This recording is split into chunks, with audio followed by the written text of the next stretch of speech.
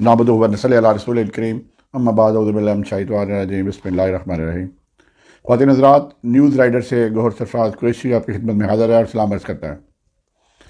अभी चंद मिनट्स पहले Islamabad high court के डिवीजनल बेंच जिसकी क़यादत जो है जिसको हेड कर रहे थे जस्टिस गुल हसन औरंगज़ेब, यंग जज हैं, और जस्टिस सुमन थी, उन्होंने मुख्तसर एक हुक्म सुनाया साइफर केस में, जिसमें उन्होंने बताया कि 29 अगस्त का जो जेल ट्रायल का आर्डर है उसको कलअदम करार दे दिया है।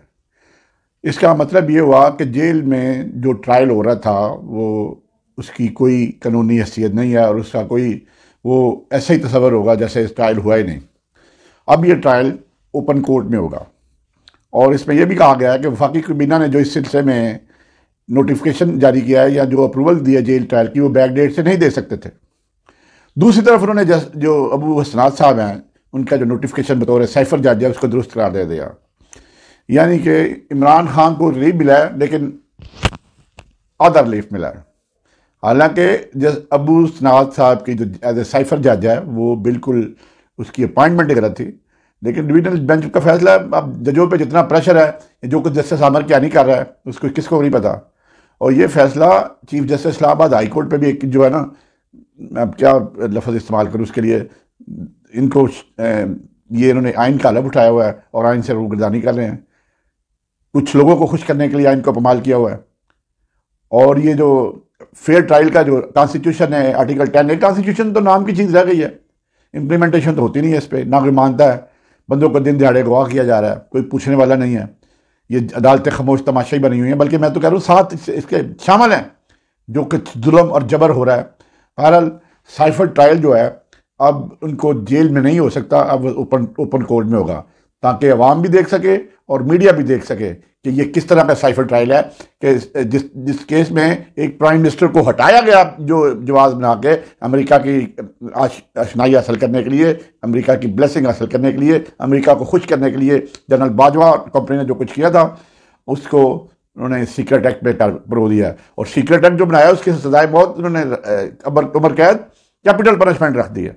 और कैपिटल पनिशमेंट रखी है ये बैक डेट से, जब ये साइफर का केस हुआ उससे पहले से भी। हालांकि उसका भी चैलेंज होना चाहिए। ये जो जबर और जुल्म ये हो रहा है, आखिर इसकी एक जगह तो आके रुकेगा ना। ये भी जो लाडला है उसके केसेस फटाफट इनके ये ख़त्म किए जा रहे हैं और एक बंदे को विक्टिमाइज करके, प्रेशराइज करके ज़लील और रसवा करने की कोशिश की जा रही है। और आज जो शाहजेब खानज़ादा ने जो इंटरव्यू किया है उसके लिए मेरा ख्याल है डूब मरने का मकाम है। इससे घटिया इंटरव्यू कोई हो नहीं सकता था। अगर यही बातें शाहजेब खानज़ादा की बीवी के मतलब की जाती तो कैसा रहता। लोग ये भूल ही जाते हैं। इतनी प्यारी नौकरी है कि जो मर्जी कर लो आप, जिसकी मर्जी कपड़े उतार दो आप। अब आपने लोगों के कपड़े उतारने शुरू कर दिए तो वो दिन भी दूर नहीं जब आपके कपड़े भी उतारे जाएंगे। अब आपके घरों में भी आपकी बीवियों की बातें होंगी। और जो खबर मानिका ने इंटरव्यू दिया है उसको तो चुल्लू भर पानी में वैसे डूब मरना चाहिए, जो अपना उसने अपनी बीवी साहब बीवी के मतलब इस्तेमाल की है। उसको ये सारा कुछ ये जब वो इक़्तिदार के मजे लूट रहा था वो और उसके बच्चे, उस वक्त याद नहीं आया था कि इमरान खान मिलने आता था।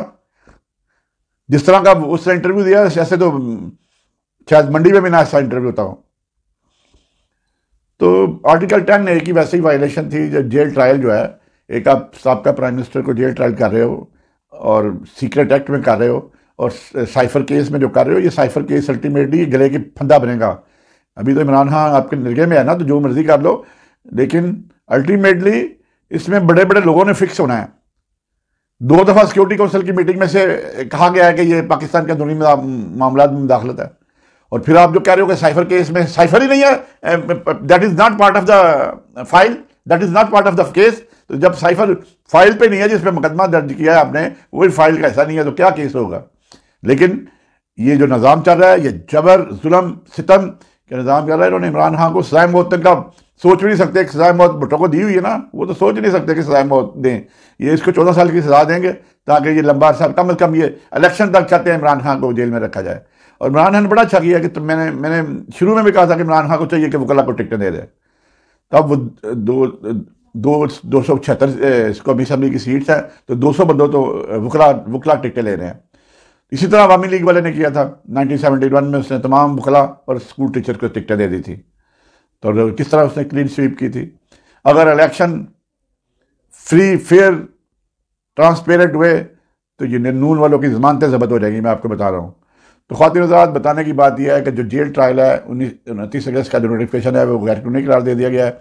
अब ट्रायल होगा, मेरी ज़ाती राय के मुताबिक तो शुरू से होना चाहिए, क्योंकि ये जो चार्ज फ्रेम हुआ है वो भी इलीगल था। लेकिन इसमें अभी जब तफसीली फैसला आएगा तो फिर पता चलेगा। बहरहाल अब ये जो साइफर केस है सरदस्त ये ओपन कोर्ट में इसका ट्रायल किया जाएगा। ख़वातीन हज़रात, इसी के साथ इजाज़त दें, दुआ में याद रखें। अस्सलाम वालेकुम व रहमतुल्लाहि व बरकातुहू।